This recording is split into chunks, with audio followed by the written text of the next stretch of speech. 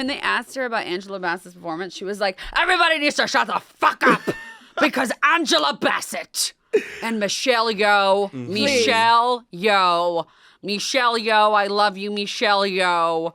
Like, we get it. Hi. Hello. Welcome in. You may notice something different, and I'll tell you what. It's not my buccal fat. It is not the buccal fat removal of Josie Tota. It is someone else. Sir Austin Crute will be joining our table. Yes, he will. With with some of his pizzazz to fill in for our sweet best friend Alycia while she's filming in Puerto Rico. She left. She took a one-way ticket there, and we'll see her never soon. know when we'll see her again. We don't know. But in the meantime, Austin, how the hell are you doing? Welcome to Dare We Say, baby. Thank you. Thank you for having me. Yeah. I am so excited to get into all of it. Honestly, I'm going to tell you. Tell me. I am so nervous because I'm just like, I don't think that I've ever been able to like have a platform to like be myself and just say whatever. So hopefully y'all don't hate me after this, but I don't care. Yeah. Well, first of all, no one is going to hate you. If anything, I feel like we're going to have to like get you security to protect yourself because everyone's going to want to be attached to you. Oh my They're going to like be Yeah. hunting you down and trying to touch you. But I mean, I think, we couldn't think of a better person to join us. Genuinely. For this time. So we're so happy that you're here. How are you doing? How am I doing? Well, let's talk about the fact that we were very late today.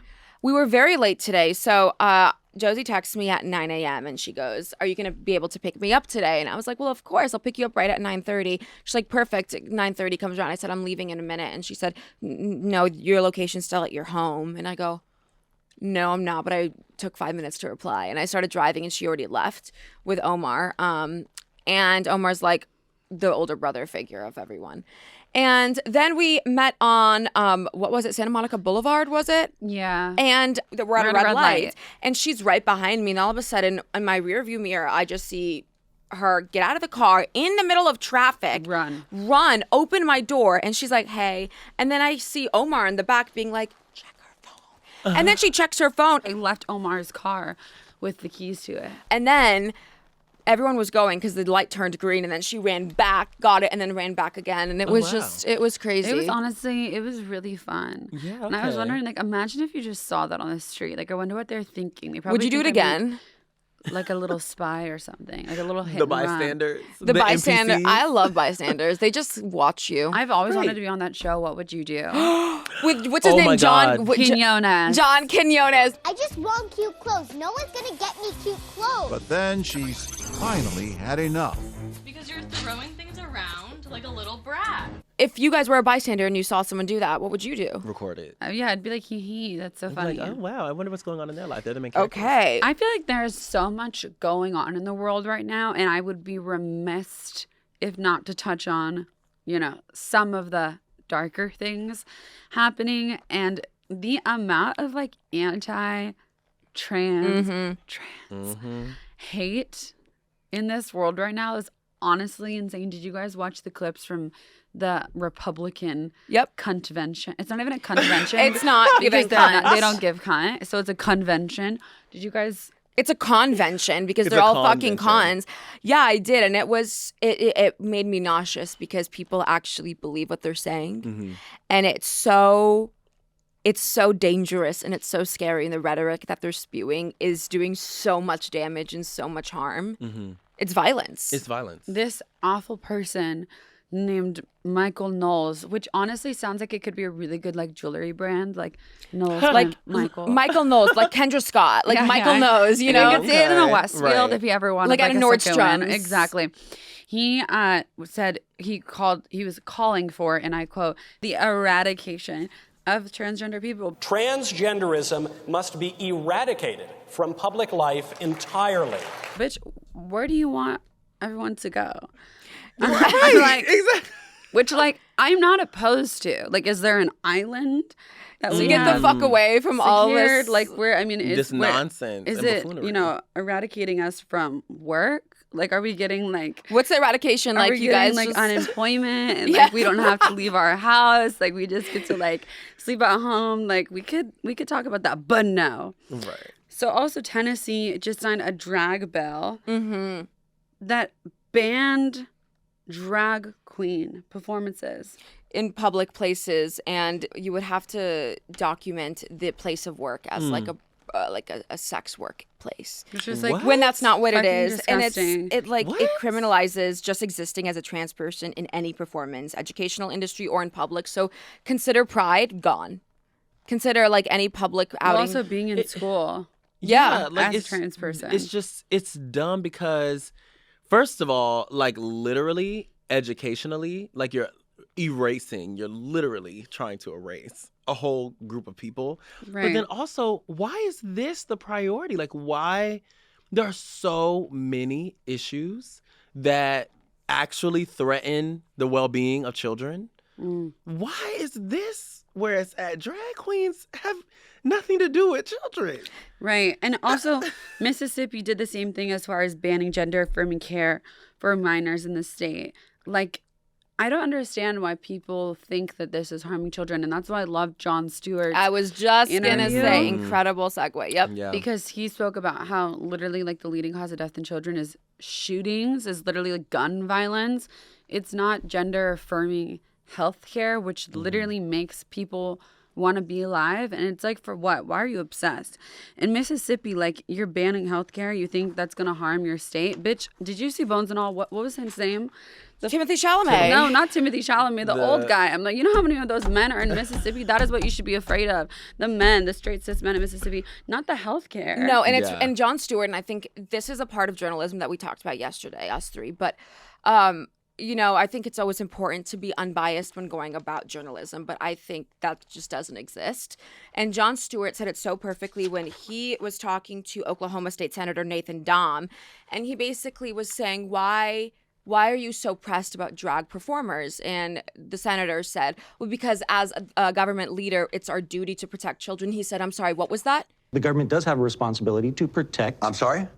The government does have a responsibility in certain instances to What's protect the children. leading cause of death amongst children in this country? And I'm going to give you a hint. It's not drag show readings to children. Correct, yes. So what is it? I'm presuming you're going to say it's firearms. No, I'm not going to say it like it's an opinion.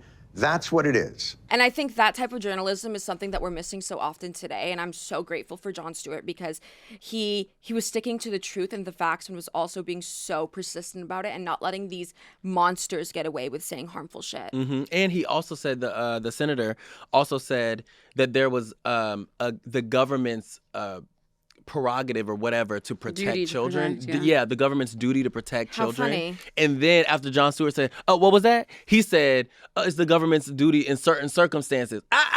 You just said. Yep. You just took it from the big to the small. Is it or is it not? Why certain circumstances? Sir, what do you mean circumstance? Yeah, Right. what? Okay, so in certain You circumstances. can't pick and choose. And this is a certain circumstance? Also, like, the Republicans, like, entire party is supposed to be about small government. And why are you literally trying to enforce and infringe upon people's rights when you're being so contradictory? I mean, here are a few things that have just happened over the past few months. Sebastian Gorka, Repeat that last name. Gorka, Okay. ranted about mutating boys and girls, talking about gender affirming healthcare. Yep. Former Vice President Pence, he accused an Iowa school nurse of handing out gender transition plans to children, which is like, no one's fucking doing that. What? Yeah. What? Like, people are finding research on their own. No one's trying to shove transition down anybody's fucking mouth. And then Candace Owens encouraged the GOP to speak out on transgenderism, like as if it's a disease. Marjorie Taylor Greene, she planned to introduce anti-gender affirming care bill. She basically suggested Democrats wanted to get rid of gender. Well, gender is a construct, so Yeah, no one yeah. ever, Right, no what one is- ever what said that, even is babe. that? She wrongfully, of course, blamed the internet and social media for making kids confused about their gender. Falsely claimed puberty blockers cause permanent damage and spread fear-mongering rhetoric about gender-affirming care, such as that, which is like, Well, Horrifying. she also believes QAnon actually exists. So And that like 9/11 wasn't real. and like the Sandy Hook shooting and was that a the farce. Holocaust was caused by aliens. Yeah, like this woman, she talks out of her ass constantly. Like, Mm-hmm. I'm not kidding you, and I know this is very depressing, but like if she dropped from the face of the world would be a better place, and people like her should be eradicated from this world. And I'm sorry, I stand by that. And it's hard to have like cohesive conversations with people like that. But then you see Jon Stewart's interview. Right. And then I'm like, this could be a dialogue. Not a dialogue, Yeah. but I think like a lecture. Yeah, it makes me wonder, like, what if the gender construct is dismantled? What are you afraid of? Like, what power are you going to lose if gender is actually dismantled? You and lose the people aren't- power, that's the thing. The Yeah. patriarchy loses the power, and God forbid they do. But also, I'm just like, nobody's trying to do that. People are literally just trying to get medicine so they don't, want to not live on this earth. Unalive themselves. And so that should be your main concern. And honestly, for me, it's like I would rather be sipping a fucking margarita in Palos Verdes right now. Please. With a taquito in one hand and a cigarette in the other. But here I am at a brown table having to speak about these things of my identity. And it's fucking annoying and it's fucking exhausting. But I have to do it because who else is going to do it if we don't do it, Yeah. Right. But what I really want to see is the, cis straight people actually speaking about this kind of stuff, because it's like, until we have everybody speaking about it, until we have people voting Yep. with their heart and with, compassion and honesty, we're not going to see a difference. All we're going to do is just talk about it and complain. And I want to be not doing that. So, I mean, I'd love to see people be a little bit more vocal. Obviously we're all queer here, but the ones that aren't queer, I feel like it really has the most weight. Yeah. And all the men in my DMs, like, Yeah, will- please. I All will the men literally- in Let's my talk about DMs. it. Let's It's the talk way about you it. said all the men. like, how are you in going my to be in DMs. my DMs but not be in my protest? Right. Whoa. Like, that- Wait, say that again. Look at the Ooh. camera and say that again. I'm nervous. But all that I'm going to say is that, show up and just do something. Do something about it, because I want to sit down. I'm sitting down. But like, what I mean? No, like No, it's time yes. for you to like live Metaphorically. your life without the fear of living. On to something more exciting. The Murdaugh murders. I've been so into this. I Yeah, this have been- watched every docuseries on this. The Netflix one, the HBO Max we one. were just watching this the other day and you were We're- taking on Alicia's braids. We were just all, cuddling and watching something really lighthearted, as in the HBO Max series of the Murdaugh murders. And so I just want to tell you a little bit about this, because this is something so hot right now. And I think, not saying murder is hot, but I feel like There's that. something so in right now. There's something It's so it's a trend. Investigation Discovery. But I do think it's important to discuss how the amount of atrocities that's happened within this case that has gone so under the radar that people have not talked about it or noticed anything about it. All right, so the twisting case, Alex Murdaugh. The twisting case engulfing the scion of a prominent legal dynasty in Low Country, South Carolina. And so his father was a massive prosecutor in the area. His father was a massive prosecutor in the area, and so on and so forth. So Alex had a wife, Maggie, and then two sons, Buster and Paul. Already. And they look like the Aryan race. Like, this is like The Aryan race. this is like every white supremacist dream family, quite frankly. This is, and they are all very weird people. And the murders start so early on. So it starts off with the murder of Stephen. And Stephen was a young queer boy in Low Country, and he was just living life. He wanted to become a doctor. He had so many dreams and aspirations. He was loved by his whole family. He had a community. He had friends. He was a light in this world. And they found him in the middle of the road, saying it was a hit and run. There was no car lacerations on him. It was a baseball bat to the head multiple times. And it was a hate crime, because it was allegedly presumed that Buster and him were having a romantic interest in each other in school, because Stephen would tutor him after school because Buster needed help with school. And his friends found out, and he was so homophobic and he hated himself so much that he murdered Stephen and left him in the middle of the road. And his whole family covered that up, okay? Buster is still free and out to this day. Fast forward to 2019, Paul, the youngest brother, he was 17 at the time, I presume, and he was out boating with his friends, and he was an angry drunk, and he was like the angry white guy at USC that would punch holes in walls and like say to his girlfriend, like, you fucking whore, you cunt, and then the next day be like, baby, come here. Right. You know? And so he was out boating and he was too drunk to even walk. And he was... Everyone begged him not to take the wheel. Yeah. And they asked him, please don't drive. And he kept doing it. He hit his girlfriend that night. He was driving in circles. He was going in circles with the boat. Like doing donuts. Doing donuts in the water and at 2 a.m. on a Sunday night. And then he was going so fast and everyone was like, Paul, stop. And he hit the bridge. Everyone flew out of the boat into the water. Middle of the night. It was freezing. So there were passengers? Yeah, there were 6 of them. It was like a group of friends. It was all a group of friends and they were all Snapchat videos of this. It was like a yacht. Oh my God. It was not a yacht. It was like a small little boat. Oh, catamaran. Yeah. Then after that, everyone got out of the water. There were lacerations. People were hurt. There were broken bones, open wounds. But the person who was missing was Mallory, and Mallory was a young girl, and she was one of their friends, and they couldn't find her. And immediately everyone was screaming, and there's voice recordings of them saying, where's Mallory? Where's Mallory? But he was just saying, hey, can someone call my grandfather? And the grandfather was the head prosecutor of the town. And so when the cops came, there's video recordings of him laughing. And him trying to talk with the Mallory's boyfriend, and he kept saying, "Get the fuck away from me! You're going to hell."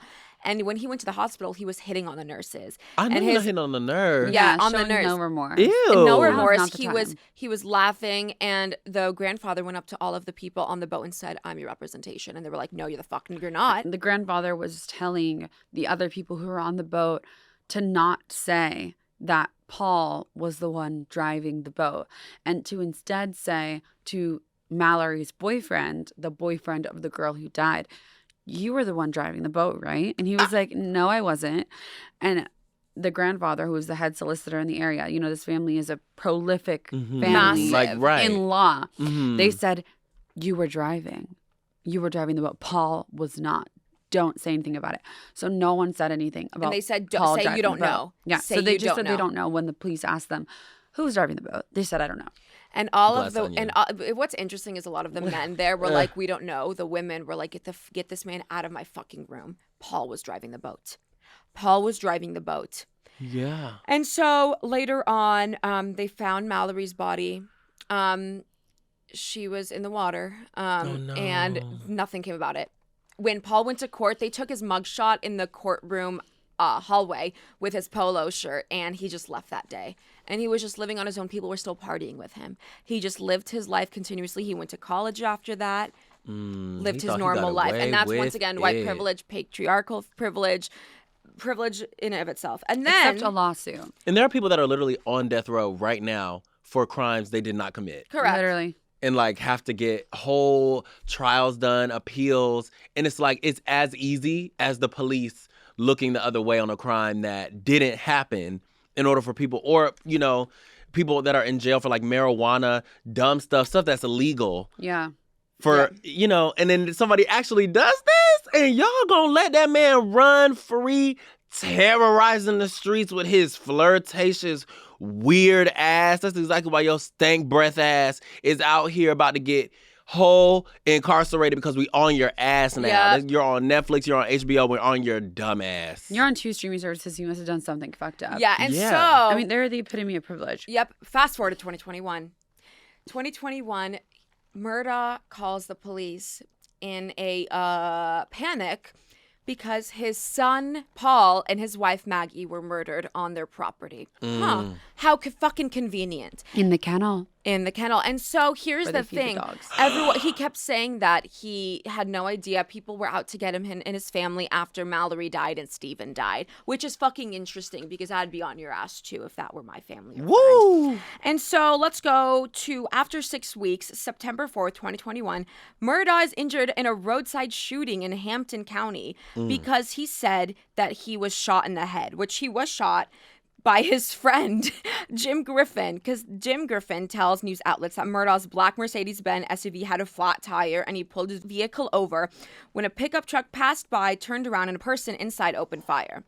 September 14th, 2021, authorities allege that Murdaugh arranged for a man to kill him so that his older son, Buster, could collect his $10 million life insurance That was policy. that. This is some gangland Yeah, stuff. and then September 15th, 2021, an attorney for Murdaugh, Richard Harpultian, tells NBC's Today Show that his client was depressed and attempting to get off an opioid addiction that continued to consume him in the wake of his wife and son's death, which he fucking murdered, believing his insurance policy had a suicide clause. He also said that Murdaugh enlisted a man to kill him during a fake car breakdown. Murdaugh released a statement after saying that he has resigned from his family's law firm to enter a rehab facility, made a lot of decisions that he truly regrets. Does that include murder? The murder of your family? He Does that doesn't include the regret it. cover-up of the countless murders? Anyways, all in all, you guys he should watch doesn't. these series. He was found guilty just this week of the murder of his wife. Which and is his so son. rare that do we see the justice system do its job. Do its job, That this yeah. is a man with the utmost privilege in every capacity, in race, in class, and society. And at the end of the day, he had his day in court, and he got the justice served. So where the grandfather at so we can get his old ass prune juice drinking ass? I don't know. I think the grandfather's dead. So, Stephen, Mallory, and Gloria. Gloria was their maid, and she was found. Yeah, the maid was also found dead at the bottom Found of dead. the staircase. I'm all definitely three watching of this. They had a life insurance policy on her. And so when they killed her, they got the money. And then they sued themselves on behalf of the family without the family knowing. And this just goes to show how the justice system is so beyond flawed. And if you have any position of power when you are straight, cis, and white, and a male, you really can get away with murder. And you can get away with anything. And it feels good to finally have him held accountable for his actions. But also, I'm like, Buster's still living his life when Steven was dead. Yeah. Like, Buster is still living his life, and he calls his dad every day in jail. They need to get Buster So next. right. Okay. So Buster was a love interest, Correct. and Buster he has something to do with the murder, like Of he has- Steven. He So beat Alex him. has two sons. So he was disgusted with himself. He projected his self-hatred outward Correct. to kill someone else. Correct. Yeah, Alex's two sons, Paul and Buster. Buster. And Buster. he had a phone call to Buster the night of the murder, just Oh, minutes after Buster. the death of the son and the mom. And when the police first came to the scene, Alex Murdaugh told them, "I wasn't at the house tonight."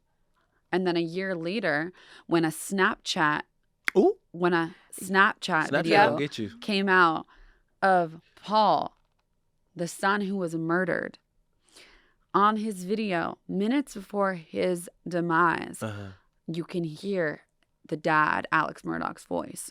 So in court, he had to admit that he had lied. Mm. And above that, he also had done so many more schemy things, had embezzled and like stolen money from his clients, and he's just an awful person. So he's All gonna in spend the all, rest of his life thank you, Criminal. behind bars. Snapchat. And all in all, fuck the Murdaugh family. Yeah. Crazy. Fuck that family. Twisted ass, weird ass family. Yep.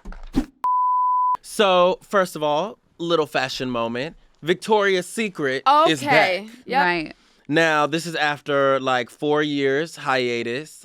We've all seen Miss Rihanna Fenty's takeover We have. of the lingerie makeup space. Lingerie with Savage Fenty and makeup with the Fenty line and skincare with Fenty Skin. I am a Fenty girl myself. Okay, girl. I got my Fenty on right now, like my Fenty moisturizer. glowing. Yeah. And my, I'm gonna do the fat water. Okay. I just picked up the dark spot serum. I got the eye cream now. I'm a Fenty This is like an ad for Fenty You're Skin. Fenty'd out. Fenty Skin, like Fenty Skin. Right. So Victoria's Secret, in the past has had backlash for having mostly like only white models, only like bone thin models, and it's just feeding into misogynistic the male gaze of like what women are and everything. And it's only time will tell if they actually taking a stand and introducing actual inclusivity into their campaign, because right now, I don't know. It's giving performative a little bit. Honestly, I secretly wear some Victoria's. It's part of my smell. It's part of my signature. When you hug Austin, you're going to be smelling. Oh, I didn't know that. Wow, that's a big reveal. That's a secret. So Yeah. Austin Crute wears Victoria's Secret perfume. Lotion. Lotion. Cocoa lotion. Oh I got it from my God. god sister. She left it at my house one day, and I was like, "Oh my And you're god, never this going smells back. so I'm gonna good." get into this. Yeah, and so in order to not be ashy all day, I have Cetaphil moisturizing cream, not lotion, Victoria's Secret pink cocoa lotion, and I mix it in together and I put it everywhere. And Ace Naturals, local black owned. Y'all need to get on Ace Naturals, ACE Naturals, mango body butter, and I'll put it on my body and my ass every day. Okay. I love Incredible. that. Yeah. So going back to Victoria's Secret. Going back to Victoria's Secret.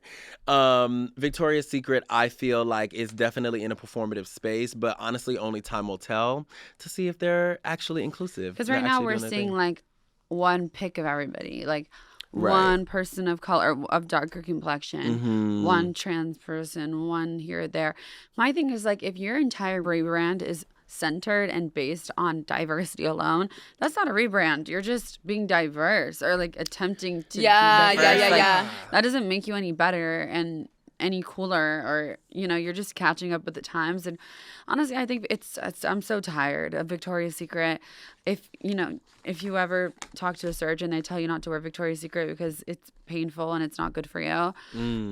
So I'm over it. I don't think it's that cute. I think they're much nicer brands than that. That being said, if there's campaigns who want us, that's what I was gonna go into. Well, that's what I was gonna say to that, because you see Bella Hadid, Paloma Alycia, Taylor Hill, models and people who I really look up to in the beauty and fashion industry, and I'm like, well, you guys are a fucking sellout. But God damn, if Victoria's Secret asked me to be in a campaign, I would do the same damn thing. Right. Like, I would be a part of that too. So call me a sellout because, yes, it took 4 years to rebrand. I think the rebrand is bullshit because you have Fenty, you have Parade, you have Aerie, you have so many different other lingerie and underwear brands that, like, Victoria's Secret that's so last year. And you honestly, it's like a lot of the kids nowadays, they don't even understand, like, that show was so big. We still have memes and like reaction videos of people watching their wife go down the runway and stuff. when The Weeknd performed in Bella Hadid. Yeah, that's ingrained in my head.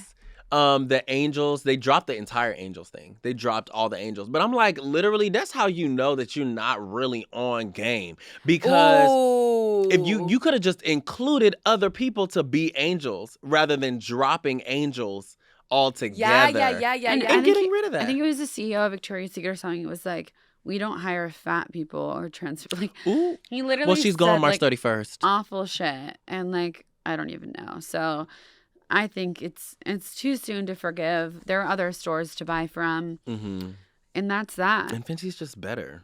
Fenty is better. Fenty's just better. So like, buy all from around. Fenty. Honorable mention, Shamaya Dewey Fashion. I think that's how you say it. They did the first ever UK line of clothes and fashion for little people. People under 4 feet and 11 inches. So it's like, it was in London Fashion Week. And I think that's so cool because that is an example of a fashion line that has purpose, that has intention, that is It's pushing inclusive, boundaries. Pushing boundaries. Like, we've never seen that. I've never seen someone in a wheelchair going down the runway. I've never seen it before. Right. And So, that's incredible. And that's really great. That's that is amazing. really refreshing to hear, honestly, Austin, because I was reading how in Milan Fashion Week this year, they had 77% less curve and diverse models than any other fashion week in all of the years. What is happening in And 2023? I was like, Milan, like, honey, you were so last year. It's London and Paris now, queen. Like, Milan Right. can go fuck themselves, quite frankly. But Milan then doesn't even got good you have pasta. London, you have so many different types of models. In Paris, incredible Paris. Yeah. Milan. With the Oscars coming up, I feel it's only right to discuss this Chris Rock Netflix special, Selective Outrage. This special is very controversial because he hit a lot of points. He was talking about cancel culture, talking about the state of comedy right now, and of course, he got into it about his altercation with Will Smith on the Academy stage. Now, I'm going to say my 2 cents. I've been reading The Shade Room. I've been reading Hollywood Unlocked. I've been reading Baller Alert, Neighborhood Talk, everything that, where the culture resonates. And a lot of people in the comments aren't feeling Chris right now. They aren't feeling like some of the things that he said. Why? Well, okay, so for example, one of the things that he said was he was watching he watched Emancipation just to see Will Smith get whipped. Now, for me, y'all can get mad at me. I laughed at that. I thought that was funny. I thought it was funny. What? Chris Rock descended from slavery. I'm descended from slavery. Everybody descended from slavery in the room. I thought that was funny. Y'all got to understand. Now, listen, I'm going to defend Chris Rock. I'm going to defend Chris Rock just a little bit.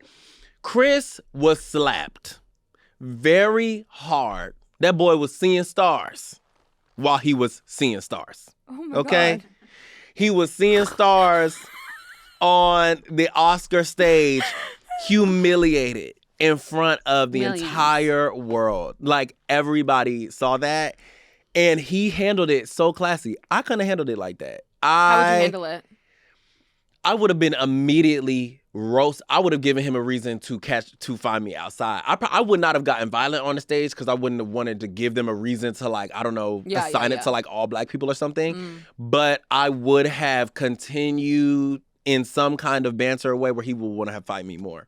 That being said, I feel, handled it very classy. He did not, like, after the fact, attack Will and make it this whole thing. He kind of just let the industry around him be like, oh, that was just so uncalled for.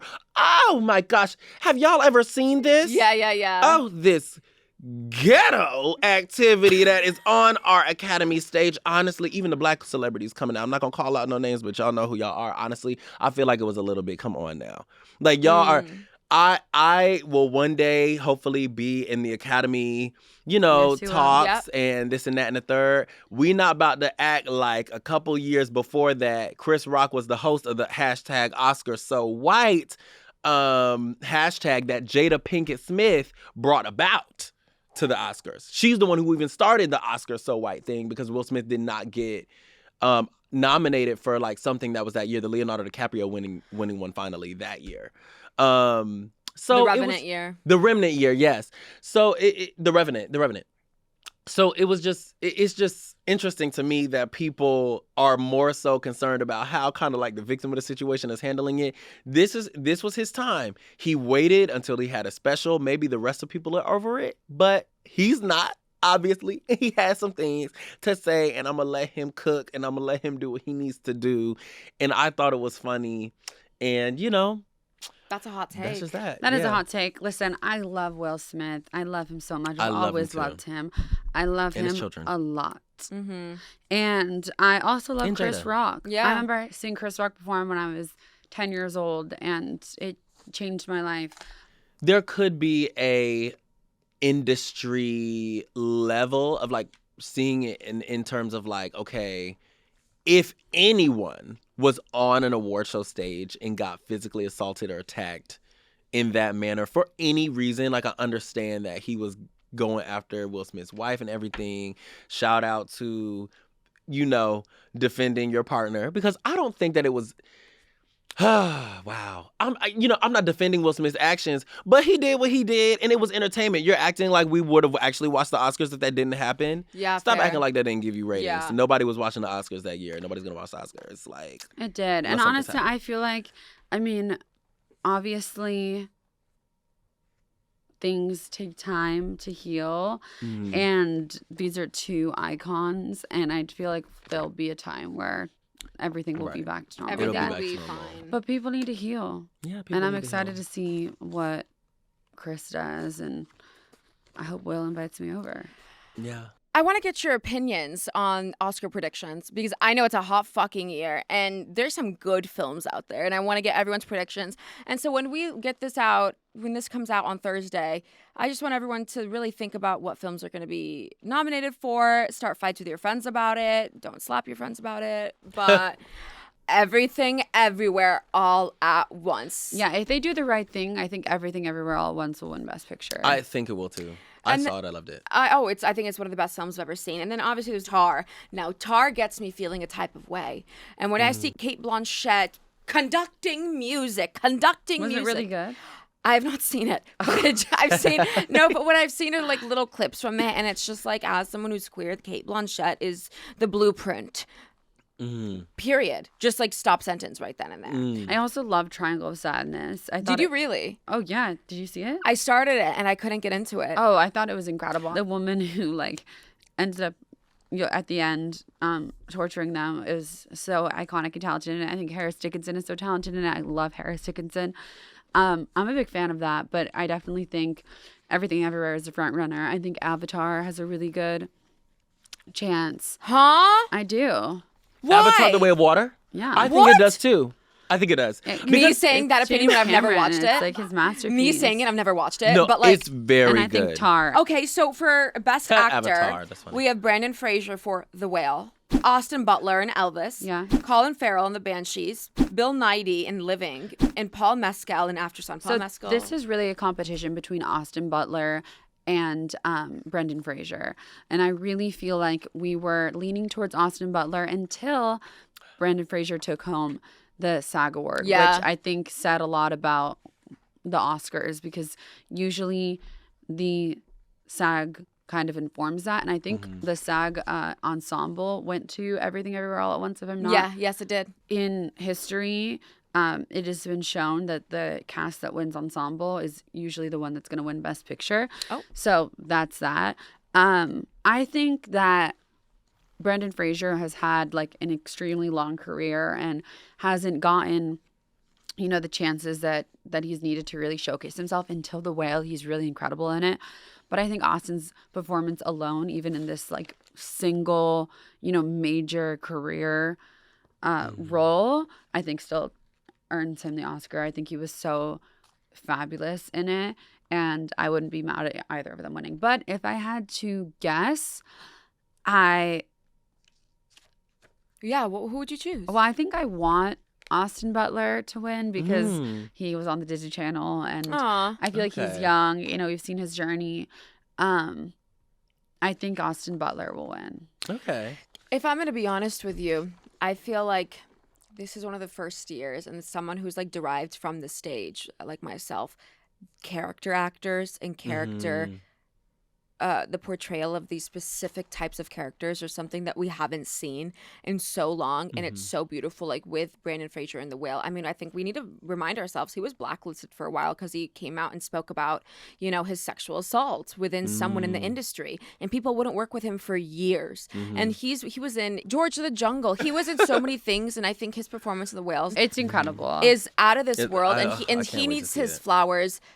He needs his flowers, his and I do think flowers. Austin should. I think both can exist at the same time, where you can recognize and not win the performance. So I guess we'll see. So and if then someone said that, I would vote for Brendan. So maybe Brendan is going to be winning. Yeah, I kind of want him to win too. I do because want it's him to like, win. He's I'm had sorry. a longer. Like Austin is gonna have another chance to like do it, but it's That's like true. he is, a little bit older. He's a little bit more seasoned, and this will be a good time for him to get the recognition for his whole career. I agree. It's kind of like Leonardo with The Revenant. Like Yes. so many things. Feels like The Revenant wasn't the movie to get. Like, not saying that. First of all, I think haven't Wolf seen of- The Revenant. I think The Wolf of Wall Street should have got him that Oscar. Right. It's like there are so many other movies that you could have picked to give Leo the Oscar.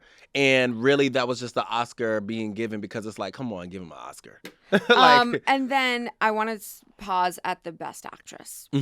Best actress is 100% going to be Michelle Yeoh. If it's not her, I she will has never it- watch the She Oscars has it again. in the bag, and I think everybody knows that. For supporting actress, we have Angela Bassett in Black Panther. We have Carrie Condon in The Banshees, Jamie Lee Curtis in Everything Everywhere, Stephanie Sue in Everything Everywhere, and Hong Chow in The Whale. The top four are Hong Chow, Stephanie, Jamie Lee Curtis, and Angela Bassett. I think the top three are Stephanie, Jamie Lee Curtis, and Angela Bassett. And I think ultimately it's going to come down to Jamie Lee Curtis and Angela Bassett. Two roles that were performed incredibly, but this award is so much more than this role. I think it says a lot more about their career at large. And both Angela Bassett and Jamie Lee Curtis, I feel like, have been at it for so long.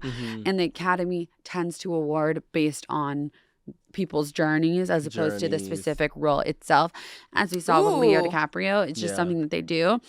I think this one is going to go to Angela Bassett or Jamie Lee. I think if I had to pick, I would want Angela. I think she has had a steeper climb than Jamie Lee Curtis as far as roles. I think they've been a lot more emotionally challenging than some of the ones Jamie Lee has done. I think they both deserve it, but I think Angela's going to win. I agree, Yeah. and I think Jamie Lee Curtis would even agree with us with that. No, yeah, I feel like even literally the role that Angela plays in her respective story in her movie is greater than the role that Jamie Lee Curtis plays in Everything Everywhere All at Once. And I saw Everything Everywhere All at Once. And honestly, is Stephanie Sue the daughter? Yeah. Period. Have you seen her audition tape for that? Yes, on Twitter. That is one of the best. On Twitter, it was one of the best performances I have seen in audition. You know, honestly, if it goes to either Stephanie or Angela, I'll be happy. But the Oscars would be smart to just give it to Angela because the Ariana DeBose memes would have y'all trending.